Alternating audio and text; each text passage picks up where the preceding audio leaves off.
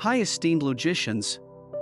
Welcome to the Logical Christ channel. In this video, we will undertake a logical reaction on the video of the Orthodox Muslim about Coptic Christian claims Quran wrong on crucifixion. Sit back and relax, we will be back after this short intro.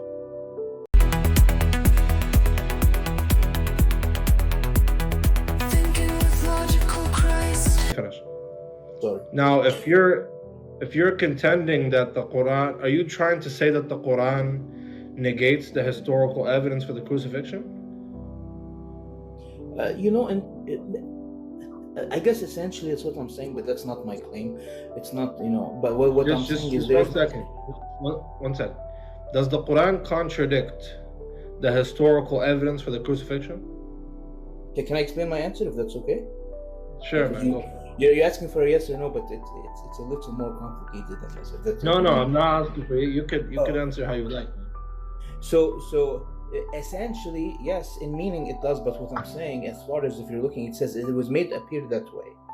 So when the scholars and everybody says Jesus was crucified, yes, they're saying he was crucified because it was appeared to be that he was crucified. But what the Quran is saying is that it was so it doesn't directly contradict it. But essentially, essentially meaning it does. It's saying it was not Jesus Christ who was crucified. So it's a bit it doesn't contradict it at all. Factually, it is central to the Islamic belief that Jesus was not truly crucified. The plain reading of Quran 4:157 obviously contradicts the historical event of Jesus' crucifixion. Just like the resurrection is not proven via naturalistic means. Right, but the difference between the resurrection was documented by eyewitnesses and those who followed the eyewitnesses, right? So doesn't contradict Islam.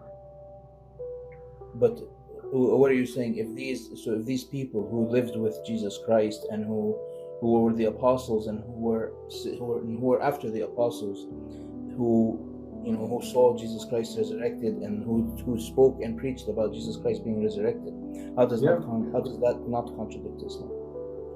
What's the contradiction? The contradiction is that Islam says that Jesus Christ was not crucified and was not resurrected but lifted to heaven. That's the reality of the event. It seems the Orthodox Muslim doesn't truly understand his own position. It is clear that his stance, that Jesus was not crucified, directly contradicts the resurrection of Jesus as understood by Christians. Okay, so let's say I agree with you with regard to the reality of the event, and then there comes to be, and which I have spoken to other Muslims, maybe you're more knowledgeable and you can answer this to me, right? Now it comes to the reality, it would be the purpose of this reality, right? Why would God make it seem that way? And every time I speak to a Muslim, they tell me, this is the wisdom of God, right? So what is the purpose of making it seem like he was crucified when he wasn't, to cause all this confusion and this quote-unquote fake religion? To mock the Jews who seek to unalive him. How does this mock the Jews? Because they thought they unalived him, and in reality they didn't. That doesn't mock them. That shows them that they've succeeded in their goal. No, it does mock them, because they think they succeeded, but in reality they didn't succeed. The Christian correctly points out that tricking the Jews about the crucifixion is not merely mockery, but a deceitful scheme to mislead the world and distort history. No, I didn't. This is a subjective answer. If this was a mockery or not. It's not a subjective answer. Fact. Of course. It's not a subjective answer. Allah tells us in the Quran. It's not a subjective answer. You're asking me from my perspective, from my worldview. I'm answering from my worldview. Now, do you have any evidence for Christianity? It's not a word. You can't just go by this and say it's my word. Let me ask you a question. Do the Christians believe that this was a mockery of the Jews? And it was appeared to be. Well, you're not asking me about what the Christians believe. You're asking me about what I believe. No, you're asking me. But you said, "Why are you a Christian?" You see, you're not tracking. You said, "Why would Allah make it appear so?" That was your question. So you're asking me from my world. So to make a mockery of the Jews, who needs to know that they did not crucify him? Wouldn't it be the Jews? So they can feel like they've been mocked or they failed? Why would everybody think? The mockery is that they think they succeeded, but really they didn't succeed. The Orthodox Muslims' worldview would imply that all people from the 1st century CE until the 7th century CE were deceived by Allah, and that, even to the present time, Allah is actively mocking the Romans, Jews, and Christians for believing in the crucifixion. That's the biggest mockery, is when you think you've won when you haven't won. Maybe, that's why I'm saying it's not a wall that I've hit, it's a disagreement that we've reached. I don't agree with you. No, it's not a disagreement, you just have nothing else to say. So do you have any evidence for Christianity? Yeah. Is there any evidence for Christianity? Yeah, you didn't present evidence. You presented evidence that the historical Jesus seemed to have died. We agree. The historical Jesus appeared to have died. So far, the clear evidence here suggests that Islam is a significant hoax. Ironically, if we grant the Orthodox Muslims' position, it would mean that Allah has been mocking the Jews and Christians, despite the Quran itself validating the Jews and Christians multiple times. We agree, you agree. Not evidence for Christianity. I presented evidence that he was crucified and resurrected. We agree the evidence suggests that he appeared to have died. People saw that he died and wrote about his death. The Quran doesn't disagree. Brother, just to be clear, I understand. I presented evidence. You tried to refute it, or you rebutted it. I didn't, Habibi. I'm telling you. Habibi, track. And there is no evidence. The evidence you suggested is not evidence for Christianity, because I accept the conclusion of your evidence.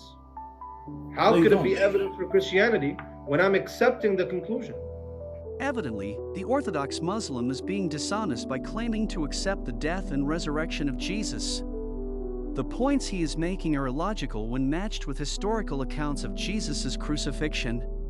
Of Antioch, in his letter to the Magnesians, chapter 8, he refutes a Jewish Christian group that's holding to the Torah and denying the crucifixion of Jesus. So we know that the denial of the crucifixion of Jesus existed in the 1st century, in the time of St. Ignatius, and even before. Who wrote about this? St. Ignatius of Antioch, your earliest church father. I know who St. Ignatius. Huh? Yes, I know who St. And what did he write about? In his letter to the Magnesians, chapter 8, he's refuting Judaizers, Christians, Jewish Christians, who hold to the Torah and hold to the Sabbath and hold to the law of Moses, and they deny the crucifixion. They say that it didn't happen. By appealing to St. Ignatius of Antioch, we can clearly see how confused the Orthodox Muslim truly is about the crucifixion of Christ. St. Ignatius today would condemn Muslims as heretics. See this? The Apostolic Fathers, the Greek text and the English translations. Here you go. St. Ignatius in here, Clement, Shepherd of Hermas, everything. Anyways, let's take a look. This is translated by Michael Holmes. Let's go. I read it. Here we go. No, it's okay. It's okay. We'll read it for the people. The people deserve to know. Here we go.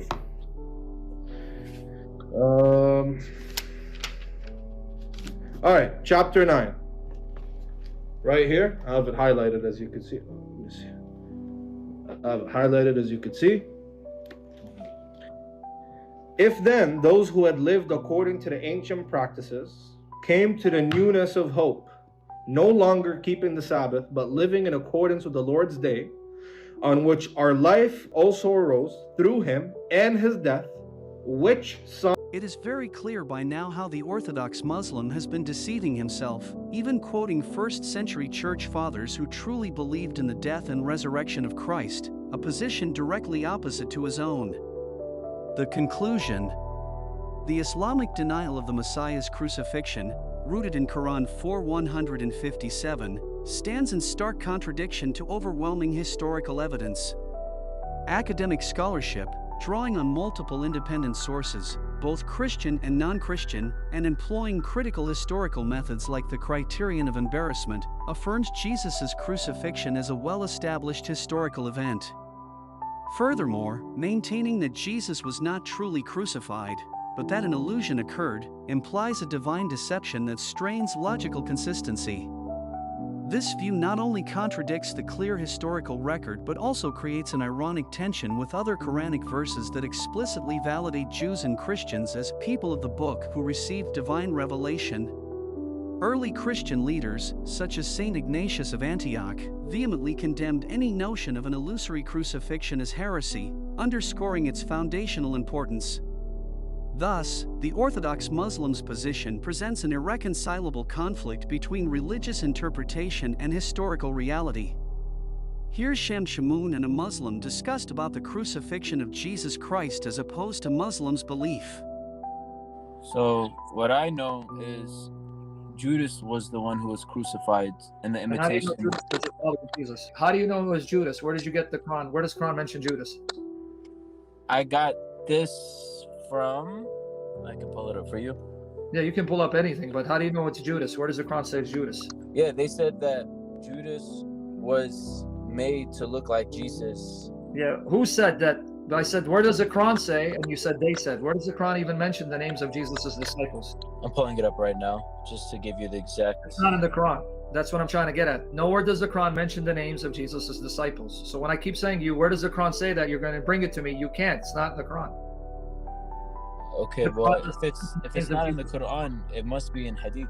No, there is no Hadith authentically narrated by your prophet where he explains the ayah. In fact, the oldest interpretation you have is not that it was Judas. It's attributed to Ibn Abbas. And there it says that it was one of Jesus's followers who volunteered to look like Jesus when Jesus says, who will look like me and die in my place? I will guarantee him Jannah. And the youngest one said, I will. This is in Ibn Kathir. And Jesus repeated it 2 more times, and the youngest one kept saying, I will. So Allah made Jesus's disciple, the youngest one, look like Jesus as Jesus went to Jannah through a hole in the roof with Gabriel, right? And the young disciple looked like Jesus, he was killed. So this view of Judas is not the oldest one. The oldest one is found in Ibn Kathir, attributed to Ibn Abbas, is that it was a follower of Jesus who volunteered to look like Jesus. But either position, you got problems. So Allah will allow a disciple of Jesus to look like Jesus and kill him. So why not just have Jesus die? Why have someone look like him to die? What sense does it make? Yeah, no, if that's the case, that wouldn't make sense. But I believe that it was Judas. Judas was the one who Judas is the one who backstabbed him. So he's the one. How do you know he backstabbed him? Where did you get that from? This is what I learned from the past. I learned that past? Judas. What sources? I can't tell you exactly where, but from my knowledge, there is no evidence. I learned that Judas was the one who told the Romans where Jesus was. Yeah, and the same sources that told you that say that it wasn't Judas, because then the Romans took Jesus and they beat him, flogged him, and nailed him, and Judas hung himself. So you can't choose certain sources to show that Judas betrayed him, but ignore those same sources that say Judas then hung himself out of guilt and Jesus was killed. That doesn't make sense. So basically that comes from the Christian scripts. Yeah, and what scripts do you have older than the Christian scripts? The only sources you have about what happened to Christ in the first century are these Christian scripts that you call them. The Gospels and the letters of the New Testament. Everything else will be 2nd, 3rd, 4th centuries. And even those sources don't say Judas. So you have no evidence. You're going to traditions that come later, even after the time of your prophet. But the earlier evidence that's even before the Quran does not support that. So you want to ignore all of history, and you want to go with the view that Allah made Judas look like Jesus, and then convince people Jesus died, and yet Jesus's followers are the ones who preach that Jesus died and was raised. Where did they get that from? You said Jesus's followers? They went around preaching that Jesus was killed and was raised from the dead and appeared to them before he went to heaven. So where did they get that from? No idea. Isn't that from the Bible? That's from the earliest records we have. The Gospels, the letters, even if you don't accept them as inspired scriptures, you don't need to. You don't have to believe they're wahi. When an historian wants to examine the life of Jesus he has to go to the earliest sources. This is what historians do. I'm not making it up. You can go to YouTube, the earliest sources on the life of Jesus, and they're going to tell you it's the Gospels and the letters of Paul. And when they examine them, they apply what's called the historical method, principles to determine whether this happened or not. And on those historical grounds, even an atheist scholar like Bart Ehrman will tell you that we know for a fact Christ was killed. We know for a fact that his followers believed they saw him alive physically and was taken to heaven physically, and they preached that. Now, he doesn't believe Jesus was raised because he's an atheist, but he goes, but we know for a fact he was killed and that his followers were convinced they saw him alive physically and he went to heaven. So where are you getting Judas? I don't know. When even historical scholars who are skeptics, atheists, will say it is a fact he was killed by crucifixion. That's one fact we know for certain. And his followers were convinced they saw him alive physically after he was killed, which led them to preach that God raised him from the dead and he will return from heaven at the end of time. So where's your evidence that's earlier and more reliable? You have none. That's true. I mean, it is based off of faith at that point. Well, I mean, you can't just have faith that's blind. You have to have faith in facts that will lead you to take a step of faith. Well, I have enough facts that I can then believe this. But you don't have facts to support your faith. You have the statement of one person that you trust was a messenger, but even that statement in the Quran says they neither killed him nor crucified him, but it appeared unto them, which led to the Muslim scholars debating on what it exactly means. They couldn't even tell you the exact meaning. That's why I said, if you go to Ibn Kathir, don't take my word for it. Go to the commentators, Qurtubi, Tabari, Raz, whoever you want. They'll tell you that some said Jesus died for 3 hours, 7 hours, and was raised. Some said that it was Judas the betrayer, but others say it was one of his own disciples. So you see, so even the Muslim scholars, they're not agreed who was made to look like him. Some say Tatawus, the general, some say Judas, some say no, one of the disciples, and the older views was one of the disciples. So they can't even agree. So how clear can the Quran be when you can't even agree on what happens? Then you have people like Shibr Ali who says, no, the Quran's saying he wasn't killed by crucifixion, but he was crucified, but he survived because he swooned and was resuscitated. No, so which view is the right one? Which view is the right one? I'm going with the ayah from the Quran that obviously states that it was. What does it mean? It was made to appear that he was crucified and killed. So what does that mean? Because they're all going by that ayah and explaining it differently. So what does that mean? Simply what it is. It was made to. Not simple. Shabir says what it means is he was crucified, but he didn't die by crucifixion.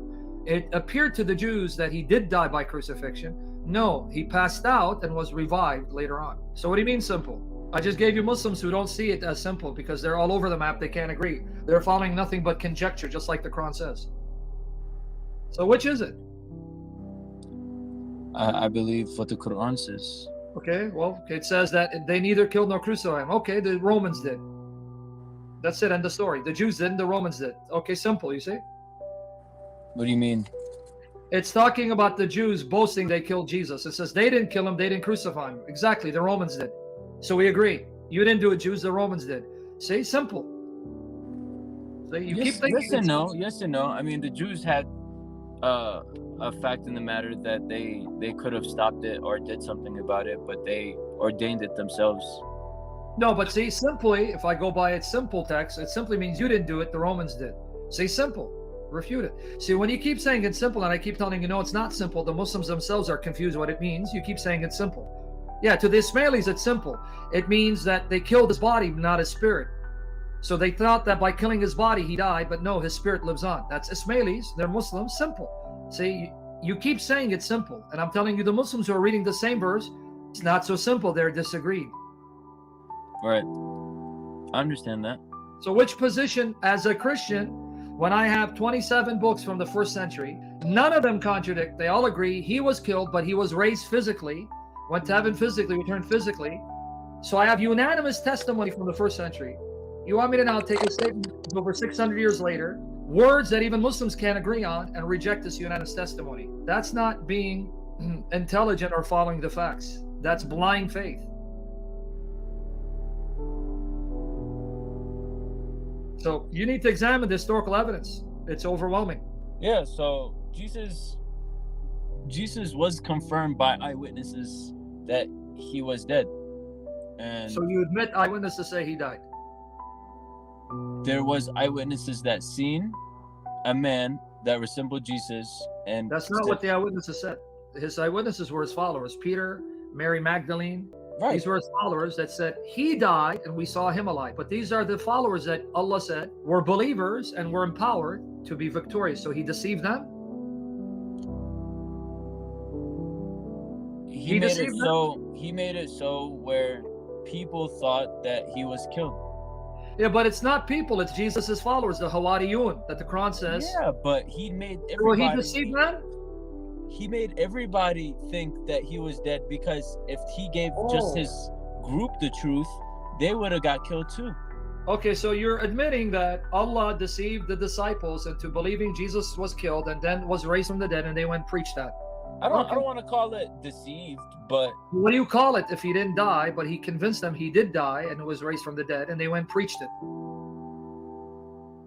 And then they ended up going to prison and being killed for that anyway. I mean, you don't have a problem with that? Why would God deceive me if I'm a faithful follower into believing something didn't happen, and then I go around preaching it and I get imprisoned and eventually killed for it? Because many of them got killed for preaching Christ was killed, but he's been raised and he's alive. How did that save them? That didn't save them. That got them in worse problems. This is a problem, man. Because they're preaching that he was still alive. They preached that he was killed and God raised him, and now he's alive in heaven and will return physically, and that got them in trouble and thrown in prison, and some got killed for that. Yeah, this is a fact of history.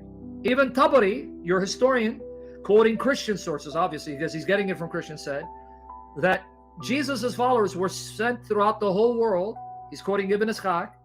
Two of them were Peter and Paul, and he admits that Peter and Paul were martyred, became shaheed, were killed for their preaching. It's in Tabari. So why did Allah convince them Jesus was killed, but he's been raised physically, and Jesus appears to them physically, tells them, yeah, I was killed, but I'm alive. And then he goes to heaven physically. They go preaching, they get persecuted in prison, and some get killed for it. Why would you do that? I mean, that if I want to look at it from a Christian point of view, that sounds like the Father wanted to kill them. No, it's because the Son said, I came and volunteered to die. No one can take my life from me. John 10, 17, 18. John 10, 17, 18, Jesus says, the reason my Father loves me is because I lay my life down of my own accord. No one takes it away from me. I have command to lay it down, and I have command to authority to lay it down, authority to take it up again. This command I received from my Father.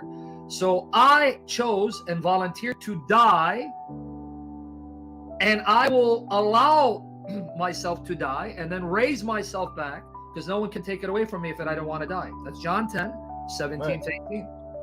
So that's not the Father murdering the Son or killing the Son. That's the Son allowing himself to be killed by the hands of sinners, to die for us in our place, to show his love for us, and then rising from the dead to give us hope that death is not the end of us, because he conquered death. There's resurrection and life everlasting.